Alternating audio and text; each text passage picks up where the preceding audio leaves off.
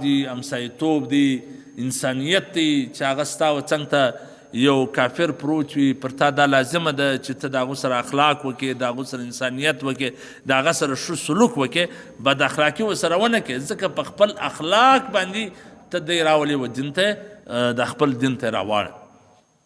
وز عبدالله بن مبارک رحمه الله یو همسایه و یهودي و وایي هغه یهودي راولاړ شو د خپل کور یې خرڅاوی د کور قیمت مثلا 1,00,000 روپۍ ولې ده په 2,00,000 خرڅاوي.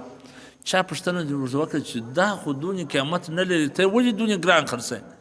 عبدالله بن مبارک ډېر غټ شیخ و بزرګ تېر شوی وایي ده وویله چې دا 1,00,000 روپۍ خو چې دي دا زما د کور قیمت دی او 1,00,000 روپۍ د عبدالله بن مبارک د همسایه‌توب قیمت چې د ده همسایه‌توب زه په 1,00,000 خرڅوم ما به دا په 1,00,000 هم نه وای خرڅ کړی که زه مجبوره نه ولی. نو وایي عبدالله بن مبارک رحم الله په خبر شو چې دغه زما همسایه یهودي د مجبورۍ څخه دا کور خرڅوي. نو هغه راوغوښته وایي چې ته ولې دا کور خرڅوې؟ ول زه مجبوره یم څه پیسو ته مې ضرورت دی. ول څو د ضرورت دی؟ ول دونې هغه ول دا واخه کور به نه خرڅوي. یعنې دومره داسې همسایه‌توب یې ورسره کاوه.